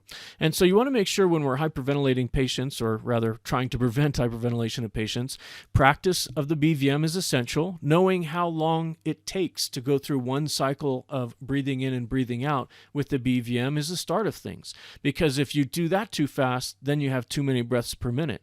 Too many breaths per minute, now we're blowing off CO2, and that may not be what you want to do. So in order to prevent that, you want to do things like practice your BVM, measure using end-tidal CO2, even if you can beforehand and before intubation using a nasal cannula, you'll get a great snapshot of how much time you have and what your ventilatory rate needs to be. And make sure that as you're intubating the patient, you're assessing whether or not that end-tidal CO2 measurement is reliable. Remember that end-tidal CO2 utilizes the components of the the Fick principle to make sure that we're measuring gases going all the way to the cell that needs it and gases leaving the cell and getting out of the body. If Fick principles have been hindered by something like decreased volume, decreased heart rate, impairment of getting gases across the barrier, any of those things occurring will make your end tidal CO2 less reliable. So then you have to think to yourself, what does the physiology dictate? Is the physiology dictating that this patient should be alkalotic or acidotic? Because understanding the physiology and what their problem is, working your way through what it's done to oxygenation and metabolism, will give you the reference to check that against. The end tidal CO2 monitor isn't going to say, hold on, check reliability, hold on. It just gives you the number. You have to check the reliability. So you do so by referencing your previous knowledge and understanding of what goes on in the body now applied to this patient. And that will tell you whether you should be high or low. And don't be afraid to trust yourself. It might truly be that the end tidal CO2 is not reading well because of their disease. All right, let's get to delayed sequence intubation. So delayed sequence intubation is like RSI. It's just a simplified process. In this process, we're going to use a few different drugs, and we're going to utilize pressure and pre-oxygenation more to our success than we would perhaps in RSI. So at least in the focus. So what we want to do is make sure that we prepared our equipment and we have some means of increasing positive end expiratory pressure. So that's generally a PEEP valve that's on the BVM. Some BVMs have them already built into them, and you just dial in the centimeters of water value that you need. Generally, at least 5 centimeters of water once you have a seal is going to be required. And or you can have an external PEEP device that mounts between the 15 millimeter connector on the end of the ET tube and the inside of the BVM.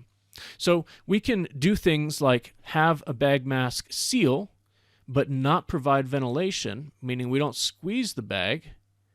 We just provide the pressure if their SpO2 sats over 93%. So we're using their breathing, but we're supplying the seal and the increased pressure of oxygen that they breathe against. If we have a patient that has respiration that's adequate and their SpO2 is less than 93%, then we want to increase the PEEP, not just have a BVM with a seal, but now increase the PEEP by at least 5 centimeters, or starting at rather, at least 5 centimeters of water.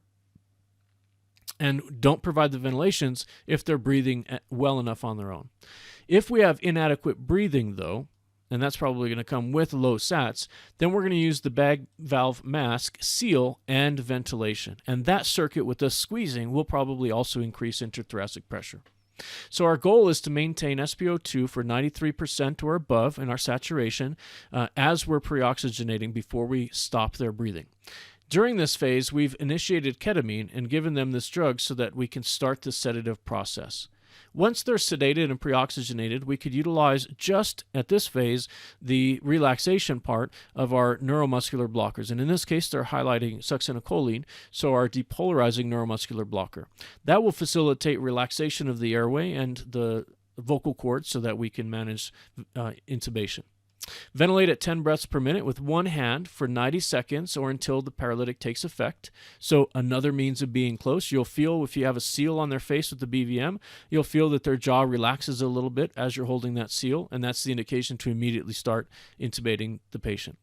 Position the airway and then intubate. Now try and keep your intubations, again, this is PHTLS, less than 20 seconds, and then stop and ventilate for at least 30 seconds, and then you can start your next attempt. Assess the airway and determine whether or not we've been successful, and continue end tidal CO2 monitoring and ventilation as necessary. So that's the delayed sequence intubation, kind of a facilitated, pharmacology facilitated intubation process. You would need essentially the right skills to do this, but it is something that we're teaching for the national level. All right, so whether you're doing DSI or RSI, generally the same ideas in general are going to come along. So there's 7 steps to doing a traditional RSI, and we've got them as the 7 Ps to help you remember. Number 1, prepare. Have your equipment ready. Assess the patient's airway. Determine their difficulty. Do the Mallampati score. Do evaluate 332. Do the Heaven criteria in trauma patients. Pre-oxygenate, and pre-oxygenate with whatever level of oxygenation that patient needs, meaning it's probably 100%, but do you need to change air pressure? Are you trying to get rid of nitrogen before you go into this patient's airway? To do so gives you a longer time period that you have in attempting the airway, maybe even pushing it outside of 30 seconds if their sats are maintained. So that pre-oxygenation phase is one of the most important factors that you can do before the intubation to be successful. Now, our pre-treatment stuff are medications that we're going to utilize to prevent against changes that RSI's process can have on the body. We'll talk about that on the next slide. Then after our pre-treatment's done, we're going to start working on the induction of analgesics, anesthesia, because remember, our paralytics don't alter the mind in that way, so they'll be awake but paralyzed if we don't sedate them, and they'll be perceiving all of the sensations while paralyzed as we intubate them without any blunted pain response. So we want to make sure that before we paralyze, we've pushed a sedative and some type of analgesic, probably fentanyl. After that's done, and we've done that before we push the paralytic, we have everything ready, we push the paralytic. Generally, we're using succinylcholine. That will have an onset within about 60 seconds. Remember, if you're BVMing, you're going to hold your hand in seal. You'll feel their jaw relax within that 60 seconds. If they're on oxygen, by just kind of using it as a non-rebreather, perhaps in your pre-oxygenation, they didn't need ventilation until you paralyzed them, then put your thumb on their jaw and your hand on their cheek, and in your hands already you have the laryngoscope blade in the left hand and your ET tube in your right hand, ready to go. So once their jaw relaxes, you can tube. So once they relax, we're going to position, we're going to place it, and we want to do it with conformation. So make sure you've got as many tools of conformation as possible. You saw the structures like the corniculate and articular cartilage. You saw the tube pass through the true vocal cords. You have proof that it's maintaining because you can see things like mist in the tubing during ventilation, maybe even using things like the bulb suction syringe and the bulb suction and or the syringe. And then finally, post-intubation management, which may include things like continuing paralysis to facilitate the tube and continuing analgesic and sedative support. Let's look at pre-treatment now. So when we're working with patients in RSI, we want to make sure that we've blunted the response the body might have to the paralysis and the laryngoscopy that's going to occur so that we don't make conditions worse. So if these patients that we're getting ready to do an RSI on, they have pre-existing conditions like medical conditions or trauma, either chronic or acute, those conditions can be made worse by just the intubation attempt, let alone also the paralysis and the effect of neuromuscular blockers. So if the patient has any problems that fit within A, B, or C as our kind of memorization tool, we'll want to start these drugs, whichever condition we're working on. We want to start these drugs 3 minutes before they're going to be paralyzed. And so that kind of helps with our timeline in giving the medications, and is why that P was specifically where it was in the 7 Ps of RSI. Now, the conditions we're looking for, A, B, and C. A is for asthma. Any reactive airway disease, so that would include COPD, can have some issues in which the body's response can cause their diseases to be worse, and at any rate, worsen their current condition, even if they're not finding exacerbation of the disease.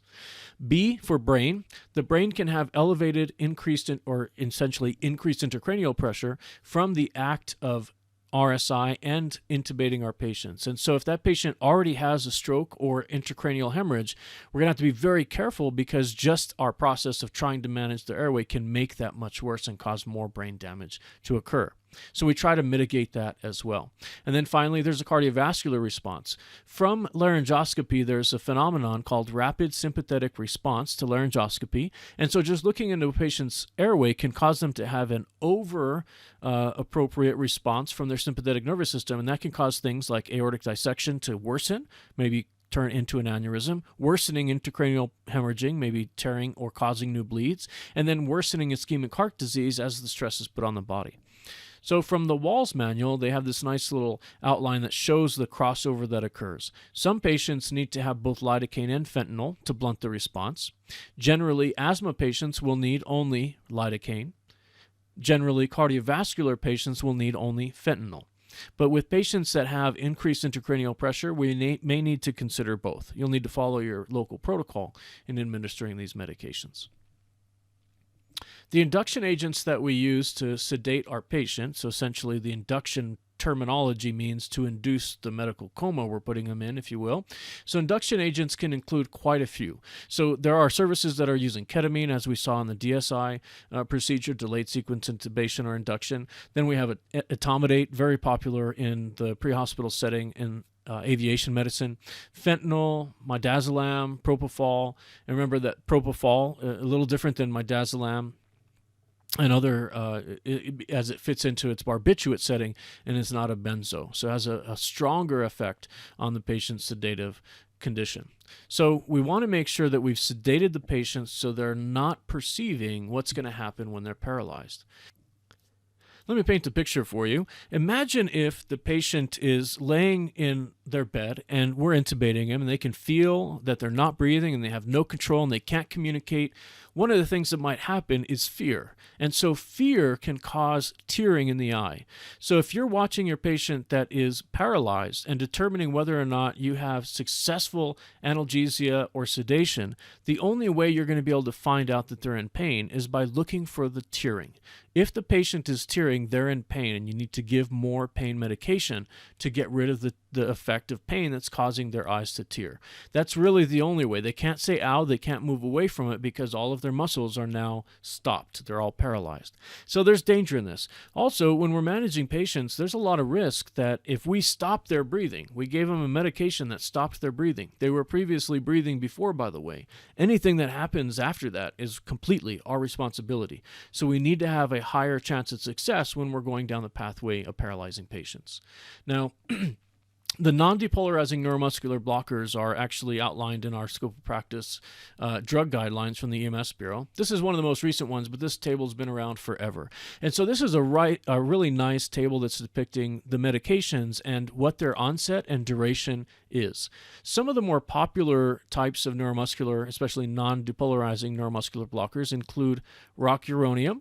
So it has a pretty quick onset and lasts for about 30 minutes. The vecuronium and pancuronium, those are good drugs in RSI conditions. 2 to 3 minute onset, and as you can see, pancuronium is going to last quite a long time, up to 90 minutes. And vecuronium has a kind of middle range, a little bit longer than our rocuronium. Now, 2 to 3 minutes onset is reasonable, but notice that most of the things that I've said so far it will be about 60 seconds for the onset to occur. And that's particularly because of the drug that's utilized. In most RSI protocols, or at least up to this point, RSI protocols utilize succinylcholine as their primary paralytic in the RSI process in the pre-hospital setting.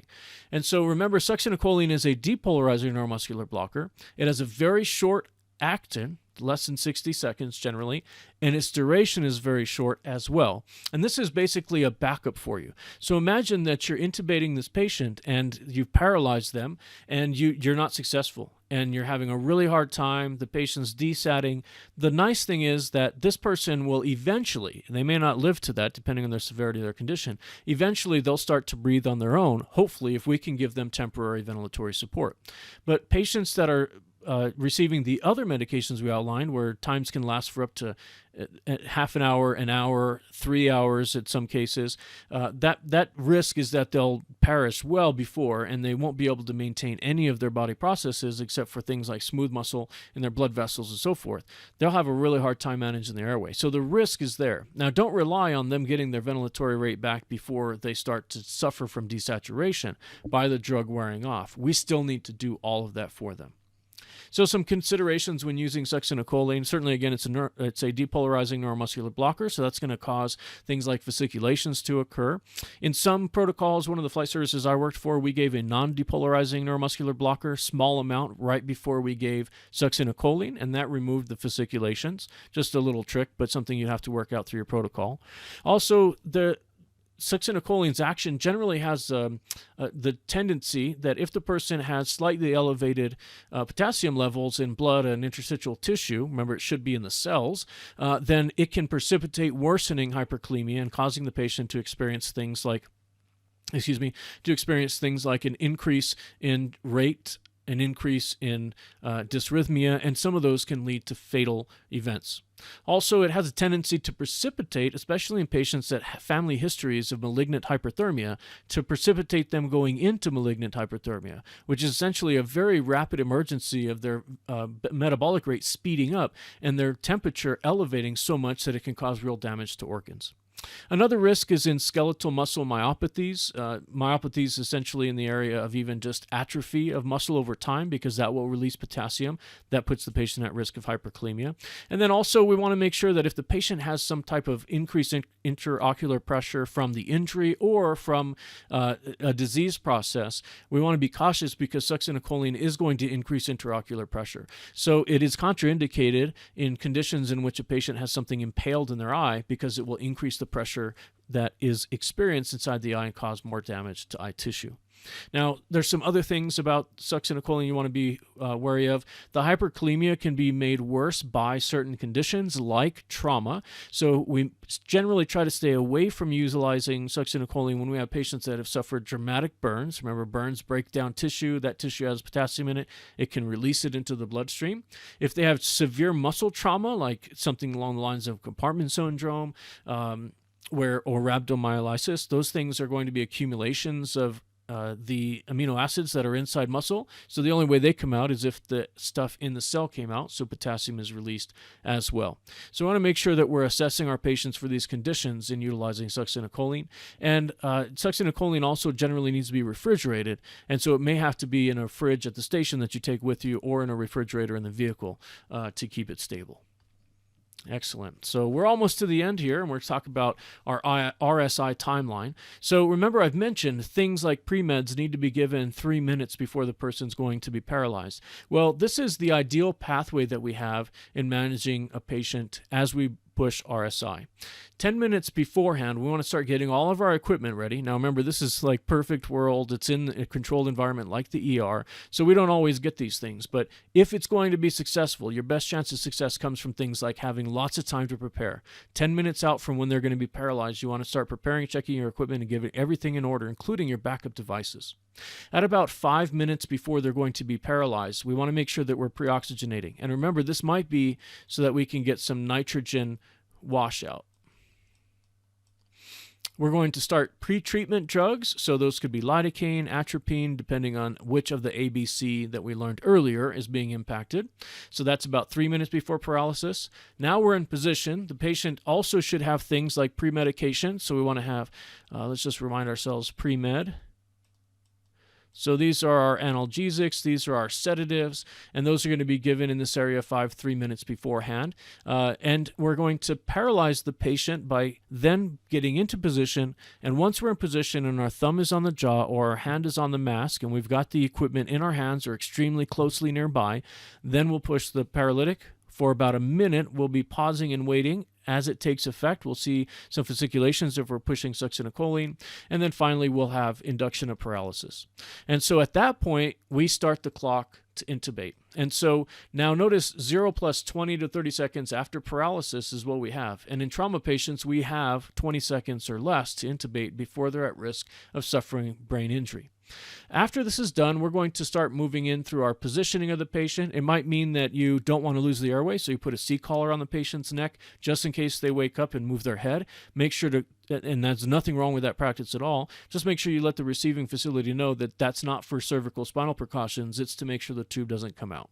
Just mentioning that is perfectly fine, but it's another thing that will help you keep that first pass rate and not have to intubate them again. And then finally, we need to make sure that we've got proof and we maintain stabilization of that tube, and we go into post-intubation management. And that could include things like paralyzing the patient with a non-depolarizing, longer-acting drug so that we can facilitate transportation without the tube coming out, and continuing sedation and analgesics. All right, now that's a heck of a tour, right? So I hope that was informative for you. Now, how will you use this in our lab? We're generally not going to be looking for you to give the doses of all of the pre-treatment drugs or the RSI drugs right off the bat when you're doing trauma scenarios, but you will need to consider RSI as a tool as you're running trauma scenarios as well. I do expect from you, though, if you say you want to RSI this patient, you may not necessarily know the doses, but you have an understanding of what drugs are going to be used, which pre-med, and you know the steps, and you know how to go through safely getting to intubation quickly after paralysis.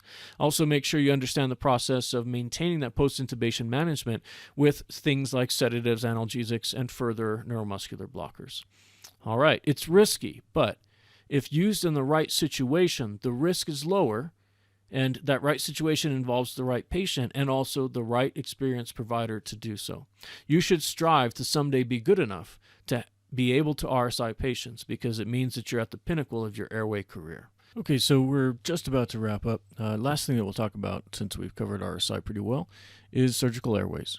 So the surgical airway is similar to RSI in the sense that we would do it rarely.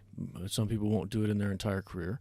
And it's generally not a tool that we would really like to go to because there's so much risk involved.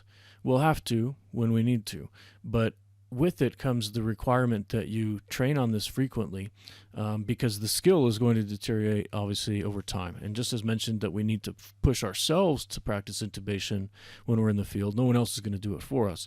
You need to practice doing surgical airways as well. Now, the primary surgical airway is to do a surgical cricothyrotomy, and we'll be making a hole into the patient's soft tissue and through the cricothyroid membrane so that we can go directly into the trachea. And notice we're going directly in the trachea because we're inserting just below the vocal cords. So this is generally something that we do as a last resort. So it's indicated for surgical airways. They're indicated when you can't manage the airway by any other means. And generally, those are less invasive means. This is the most invasive procedure that we'll do for the airway. So another thing that can make this indicated is that you have a patient who's suffering some trauma and their face or the very upper portion, the very superior portion of their neck has massive trauma, so mid-face, oral cavity. Those types of traumatic events will probably make it difficult to BVM the patient. So BLS is going to fail. So it's contraindicated, though, when the patient can be managed with less invasive means. So we shouldn't be going to this unless we absolutely can't do it by any other means. If the patient has laryngotracheal injuries, so just imagine when we're placing this tube, it's going to go into the space just below the vocal cords. And so if there's an injury there or below that point in the trachea, then we're not going to be able to pass the tube through, and so it'll be contraindicated. What probably would have to happen is the patient in the hospital receives some other type of ostomy, like perhaps a tracheostomy, not something that we can do in the field. Children under 10 years of age shouldn't have this procedure done. And if the person that's doing the procedure doesn't have sufficient training, or the patient's landmarks are too difficult to find, the risk of making a hole that doesn't go into the airway but still will accept a tube and make you think it goes into the airway is a high risk. So how to do it is discussed in the surgical airway procedure discussion and in the skills drills in your textbook. But this is essentially why and when. So from PHTLS, we do have an algorithm associated with it. Notice that this is actually the same algorithm that we had for the basic and the LMA from PHTLS. And the difference now is that we do have listed endotracheal intubation here and surgical airway after the LMA in this process. So assuming that we have the patient and we can manage some things, we're going to try and manage this. If we don't have good chest rise, and that's very likely to be the case because the major orofacial injuries. And so if not normal chest rise present, then you're going to move on, perhaps NPA and OPA. And if that's not successful, notice that you may just have to go straight to the surgical airway. And that's the idea. I mean, you only try so far. You may not try to intubate a patient that needs to have surgical airway if you know that this is going to be an unsuccessful intubation because of their injury. So once they have normal chest rise, we can go down the ventilatory rate and start working on survey.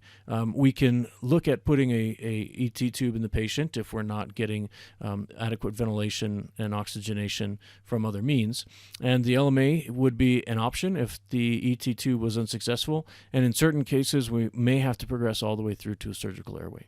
And obviously, this is a system in which once we complete the surgical airway, we're going to have direct access to the trachea and the lungs, and so we may have to alter a few things like the pressure and account for the change in lost dead airspace, which we would have if we were trying to intubate or utilize the oral cavity through a BVM. All right, so how to do that is separate, so go ahead and review those skills drills, and just remember that again you need to take it upon yourself to practice this as much as possible. It takes a lot of practice, and imagine how this patient's condition is going to make your anxiety. This patient is dying and nothing else is working for their airway, so you're going to have to take this, and if it doesn't work, if this isn't successful, the outcome of the patient is likely death. So you're going to be as scared as you can get, essentially, in managing this patient's airway. It's probably going to be very bloody, may not go well at all. And so you want to make sure you're practicing so that your brain, when it shuts down from the anxiety, your muscle memory will take over. But as a reminder, the muscle memory only comes from practice and practice and practice. All right, so we've covered the discussion on making some of the decisions to intubate, when to intubate, and which tools to use. If you'd like to see some more reference information, there's some in the module under the optional, but this is also our reference list. You can pause it here if you'd like to review, and just let me know if you'd like active links. All right, move on. Great job. Peace.